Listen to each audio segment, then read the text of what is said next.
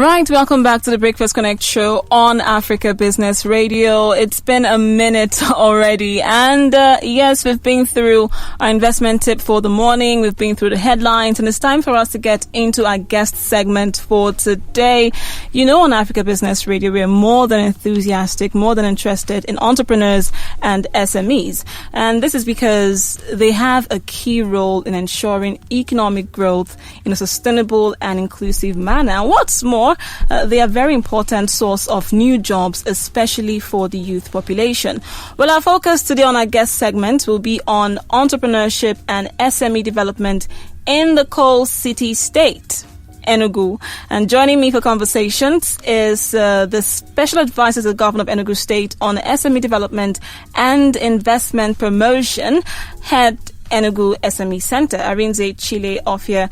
Good morning, sir. It's great to have you on the show this morning. Hi, good morning. Thanks for having me. It's a pleasure. Right. All right. To start our conversation, I'd like for us to start with the project development of young entrepreneurs in Nigeria, most especially in Enugu State. What piqued your interest in that project? Again, thanks for having me. So just to give a small synopsis of how this started for me, it wasn't like a direct correlation. I didn't start inside the SME development space right away. My career started as an investment banker. I worked at Merrill Lynch Credit Derivatives in New York before moving back to Nigeria in 2009. I then had a stint at Betiva. It's a boutique investment bank before moving to AfriInvest, where I had the bulk of my investment banking orientation. So AfriInvest is a boutique investment bank. In that case, I was a generalist. Being a generalist, you're not really specific to whether it's debt capital markets or corporate finance. So you do everything. That really exposed me to different sectors and understanding how things work. I did that for a couple of years, rising up the ranks. It was a great time. But I sort of had like my epiphany moment. I don't know if I should say it here, but the dumbed down version of it was I was in a social setting with a couple of friends. We were just, had a few drinks talking about, how the youth, were supposed to do the needful to take our beloved Nigeria to the next level. But after that beer side conversation or beer parlor conversation, we went for more night activities, spent a lot of money, and I woke up the next day feeling like just a big hypocrite. And so I took up a position in Anambra State. Initially I was just looking for anywhere I could just go back and serve in governance in any position. And the position that came up was in Anambra State. There was a position within the Ministry of Agriculture. They had set up a committee that was going to drive the initiatives of the ministry. The governor, during his first term, this is Governor Willie Obiano, had identified agriculture as his focal point. And I was the investment manager in the committee. So I'd left big money in investment banking to go earn 50,000 a month. This was 2014 September, and within a couple of months, just rising up the ranks, taking different positions, and within 6 months, I was nominated to set up the state's SME agency called the Anambra Small Business Agency. I was their pioneer executive director. I ran that in conjunction with the MD for about 5 years. 2019, the agency got the best MSME agency by the vice president.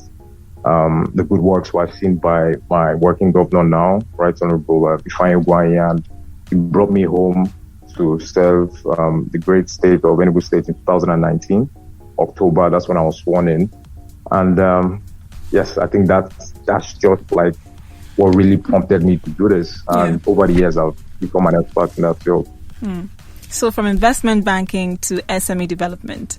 Interesting. And from all of your experiences with SME development and young entrepreneurs over the years in Enugu State, it's quite clear that the state has a very good track record, most especially in empowerment of the youth. Now, since you assumed office in 2019 up until date, has there been some more changes? Yes. So I got sworn in October 2019, moved into the office of substantively in November, and immediately we wanted to refocus our mantra. So right now, the agency pretty much is the state developmental finance institution.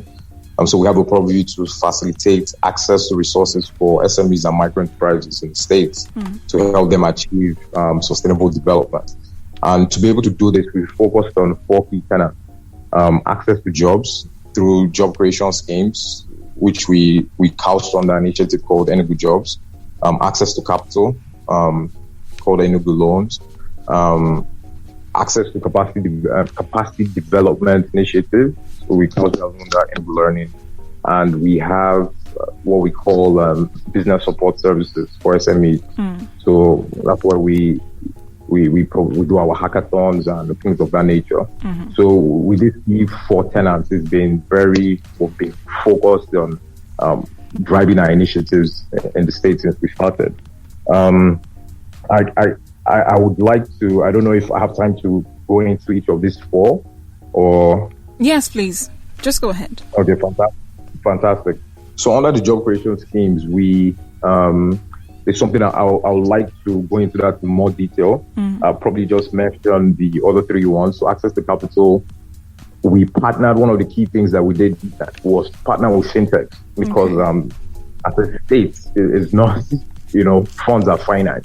And over the last few years, and especially with the downturn in the economy, the allocations to states have been reducing gradually over the last couple of months. FAC allocation is significantly low. So states are having a hard time meeting their normal obligations outside of, funding arrangements for MSMEs. So we had to go outside of the box. We partnered with fintech. Currently, we have a partnership with Carbon. They were formerly called Pay Later. We also have a partnership with Lydia and VFD Microfinance Bank. With VFD Microfinance Bank, we have a particular loan product called the Enugu Studentpreneur Development Loan. So that's a loan product strictly for students in universities that are engaged in entrepreneurial activity. So everything is being run digitally. You can go to the portal sme.vfdbank.com. That's been making great strides. With Carbon, we set up what we call the Enugu Business Support Cash Advance. So where SMEs can get anywhere between 500,000 between 250,000 upwards to 10 million. Businesses that have high turnover capacity, they can get financing within that amount for close to 3 months. So same thing with Lydia. We also created what we call the Enugu Trader Facility with Carbon, so strictly for market traders. So those ones are with of smaller amounts. Outside of that, we have normal loan programs. So the agency is the foremost entrepreneurial development institute in the state. So we are the facilitators for the ACMIS loan. The ACMIS is the agribusiness, small and medium enterprise investment scheme. It's being run by NISO Microfinance Bank. So in the last 2 years, we've been able to support the disbursement of over 150 million through this program. There's still the Micro, Small and Medium Enterprise Development Fund program, and that's been running for a number of years now with the CBN. So as we recover the loans, we repay back and also recycle disbursement. We have partnerships, joint funding programs with BOI. So from the aspect of access to capital, we've been trying to do a lot to make sure micro enterprises and small businesses have access to single-digit lending schemes. And there's also been a targeted refocus towards micro lending within the agency. I think in the past, there used to be a lot of funds disbursed. I believe should be funds that are given by banks, not an SME development agency. So we also have so the capacity development programs I told you about. So under an initiative called the Enugu Skills Acquisition Masterclass, is a free training program that we offer in the States for skills acquisition. So we'll be able to empower a number of youths through this. We have a female-only tech program. It's called Upskill Her. We're able to train about 500 young women in programming, digital marketing through this initiative. We also have a partnership with Jobberman on soft skills training and employability training. Then we have the access to capacity development, access to business grants and business support facilities. That's what we hosted the hackathon. We hosted the first Enugu SME hackathon in July of 2020. It was a rousing success.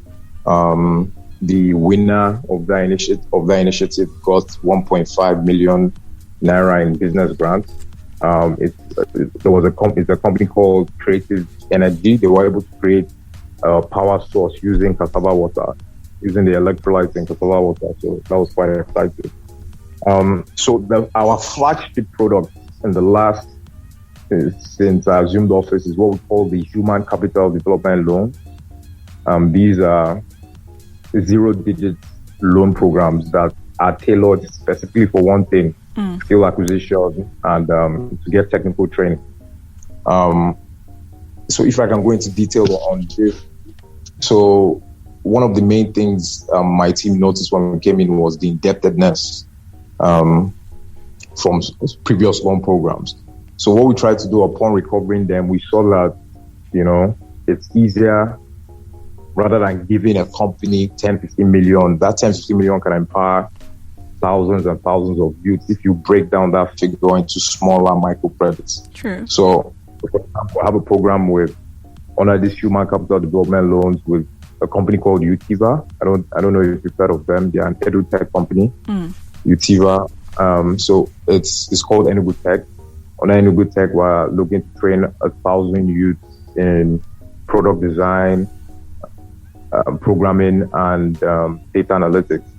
So the first batch of them of 250 graduated in December. We're currently onboarded another batch of 250. So before third quarter, we should finish with this. And that program had been subsidized from about 150,000, 200,000 to 20,000 naira. So what happens is you have the opportunity, once selected for the program, because you go through a series of assessments, you can either pay the subsidized rate upfront, or you take a loan to pay for it. So you can imagine, rather than giving one company 20 million, you can empower 1,000 youths, which has a larger macroeconomic effect, because they'll probably have 1, 2, 3 dependents. Because what we try to do after this training is get them access to jobs, support their entrepreneurial ventures so they can go to the next level, and give them enough time to repay. So through this systems of employment and systems of entrepreneurial support, they can pay us over a number of months. So for example, this program is 20,000. The training is for 3 months, and they get support services for an additional 6 months.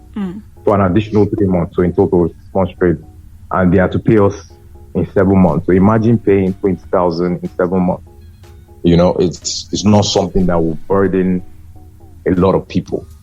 So we have a number of initiatives to run through this. I don't know if I should go through every single one of them. All right. We have Okay. We'll get to some others much later in the conversation. I mean, that's a lot of empowerment initiatives going on there, from the HCDL to the Hackathon. And yes, you mentioned that in July last year, there was a Hackathon somewhat training that went down, and someone had to, cash out a 1.5 million naira. Is this like a yearly event that takes place? So the idea with the SME Hackathon was to make it a quarterly event. So the first one being last year, application started in July. I think by September. So application started in July. We got over 300 applicants that had some good innovative products. We identified about 25 of them that we deemed were disruptive, whilst it was 10 of them that were marketable. So it was that 10 that went for the competition. We had a number of people with innovative products. There was a 14-year-old girl that has set up she set up a company called Teen Coding Hub. So it teaches teens and kids how to code HTML, CSS, build websites. We had a company that created a camera that uses AI to detect, the positioning of the face mask and things of that nature. We had a recycling company that was doing some innovative stuff. So we had a number of youth that had very marketable ideas. So we put that in. We had the hackathon, the top 3 emerged. The winner of energy using cassava or water as a power source. So the next one was supposed to hold in December, but unfortunately because of, COVID had reached a significant level, we had to push that back. We're looking to hold one between March or April. So ideally, we want it to be a quarterly series, but considering the terrain we're in now with the global pandemic, we should be pushing for a biannual event. The state government has obviously done a whole lot, and so has the federal government. I mean, they came up with the MSME Survival Fund, the 75 billion naira support for vulnerable MSMEs. Has the Enugu State government tapped into this yet, especially your office? Has that fund been used to also, assist MSMEs as much as every other initiative that you've been into? Oh, yes, definitely. So coincidentally, I'm the focal person for Enugu State on the Survival Fund. So all 36 states, including the FCT, are participating in this program. So each state nominates a focal person that will drive the grants programs under this initiative. So, like the 75 billion naira MSME survival grants couldn't have come at a better time. I think it has done a lot to, assuage the situation on ground. I think there are 6 grant programs within that structure. There's what they call the CSC formalization grant, where certain states have different allocations. Kaduna Station grant for every state was 6,606 passes to provide free business name registration and support grants. So 2,425, where they'll provide one-time grant payment for artisans, so skilled laborers, to the tune of 30,000. This was done last year. It was very successful. We've also finalized the CSC formalization grants. We've submitted all the applications to the CSC. They are processing them.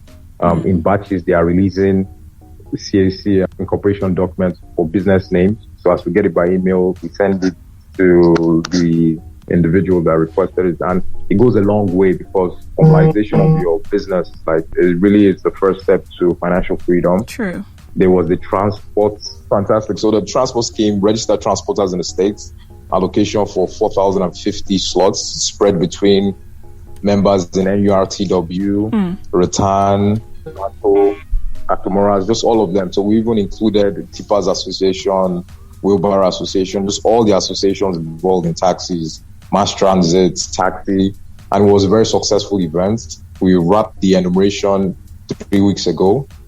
The Survival Fund team has promised disbursement within the next few weeks, so we're quite excited about that. There was also the payroll support grants, which was fantastic. That was a fantastic initiative where they provide payroll support for businesses with a minimum of 3 to a maximum of 50 staff. So they provide anywhere between 30,000 and 50,000 for a maximum of 10 staff per company. So that goes a long way. So you can imagine for 3 months, so you can imagine your business, you get 1.5 million naira support to pay salaries. So that really went a long way.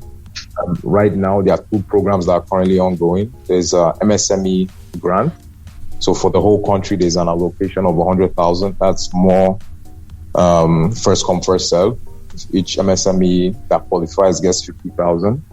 And there's a scheme called the Guaranteed Offtake Scheme, where MSMEs have a purchase order of 150,000 to buy specific products like face masks, processed foods, things of that nature, supplied to a specific warehouse within the state. that the state provides a list of some of the less privileged and vulnerable people to provide those funds, to provide those goods to. So that's currently ongoing. I think it's going to run for another 3 weeks. The good thing about this is, as a state government, we are prudent enough to replicate some of these grants programs as state initiatives. Yeah. So for 2021, under the Enugu State, under my agency budget, we're also going to do the Enugu version of the CSC formalization grant, Enugu State version of the artisan and transport grant, as well as the payroll support grant. This is also in line with the World Bank Cares program. So we're quite excited about that. All right. I mean, this is a lot and very impressive, I must say. Yes. Last year, towards the end of last year and even this year, into this year, there were myriads and myriads of MSME programs, initiatives to help fund, entrepreneurs and startups. And it was overwhelming at a point. And a lot of fraudsters even took advantage. There were links flying about how to, tap into all of this funds. So, now I have you here. How can entrepreneurs and, businessmen and women partake of these funds? Talking about the MSME grant you mentioned, the guarantee offtake scheme, even the artisan and transport grant, and some others that are yet to come. How can they partake of this? So the programs are quite simplified. What we try and do at the agency is we try to set up, we market these products, radio, social media, we put it everywhere. Do sensitization tours. We also try and provide application assistance. So if you can't apply on your own, you can come to the agency. We help you apply. We've also created sub-portals that are simpler for them to apply through. Then once we collect that information, we help them apply digitally. I think although we met all our slots in terms of what was allocated to the state, it wasn't an easy exercise for me and my team, just because of the standpoint of, what are people refer to as scam? Yeah. A lot of things they believe they are scams, and I cannot necessarily blame them. There are a lot of unscrupulous people online that put up all sorts of information and, phishing viruses that once you click on it, you're finished. So True. That's why that sensitization was needed, and for it to have the state government backing and support of the agency. So really it was quite a manual process, cold calls, calling thousands of people. So what I will say is, anytime an entrepreneur comes across some kind of funding program and they are skeptical about it, the first thing they should do is just, do their research. They should do their research, go online, verify the information before they go ahead. I don't think the first thing to do is not dismiss it as a scam. Right. I think first do your research. All the information will be available online. If it's something that doesn't make sense to you, you can call. We also have a call center at the agency. We get a number of calls. Because typically what happens, especially in the States, once there's an initiative and anyone puts SME inside, they feel like we're involved. So we get a number of, are you guys doing this? Are you doing that? We're just trying to educate them and let them know this is not from us. We do our research to find if it's real or fake. We let them know. If it's fake, we let them know. So I think it just has to do doing your research and not always being skeptical. Right. Amazing stuff. Especially now that a lot of businesses are struggling with everything that went down last year. Some could not even take it at all. Some went under, and some are trying to, crawl back up again in 2021. So yes, great job you guys are doing. Now, any future projects coming up?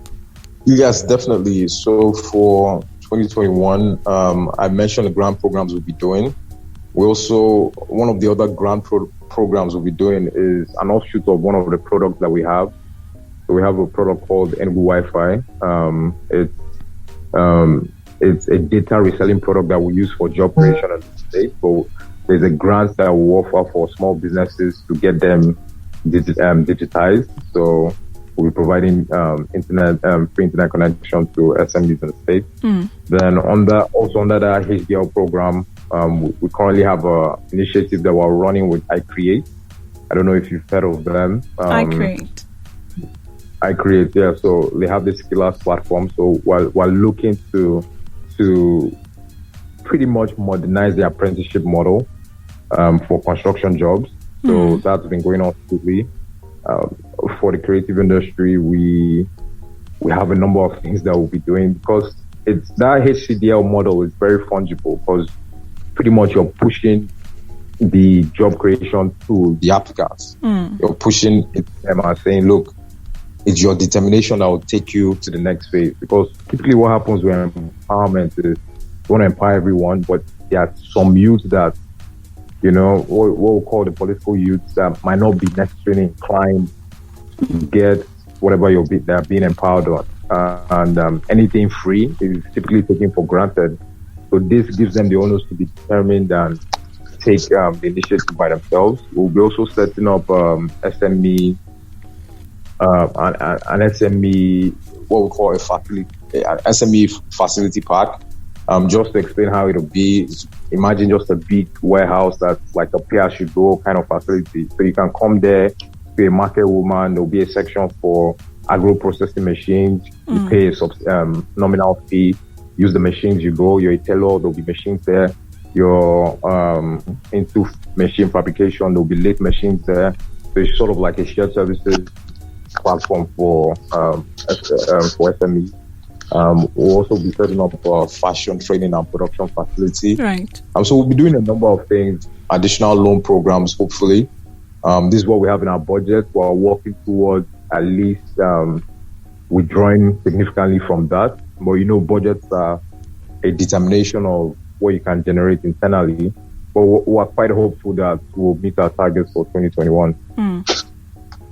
All right. I'd like for us to have further conversations about your future projects coming up, especially of particular interest to me actually is the apprenticeship model in construction, especially when you look at how much that model has contributed to job creation, especially in the eastern part of the country. So yes, maybe in another conversation, we'll talk more about that. That would be fantastic. So you can check them out. The website on that one is called EnuguSkillers.com. Okay. The partnership with iCreate. The partnership with iCreate using their Skillers platform. I think this could be a game changer because it's using tech to create a disruptive model in terms of empowering the apprentice, rewarding the master craftsman, and creating that ecosystem where you have managers that supervise them and also assist in getting jobs for them. So it's definitely, if I'm invited next time, I can go into much detail in that. But you can check the site out, EnuguSkillers.com. Yes, you'll find a lot on it. There was also a press release on this the last few weeks. Right, EnuguSkillers.com. Thank you so much, Mr. Arinze Chilo-Offiah, for doing this with me this morning. Much appreciated. I'm very glad to be on this platform. I'm a big believer in getting information out there, you know, using these new communication tools available for us. Podcast, radio, they're the future. And I'm happy to be here. I'm ready to support the station anywhere I can because I think it's important to get information out there. Great job you're doing. Thank you so much. Have a great day. All right, and Arinze Chilo-Offiah is a special advisor to the governor of Enugu State on SME development and investment promotion, head Enugu SME Center.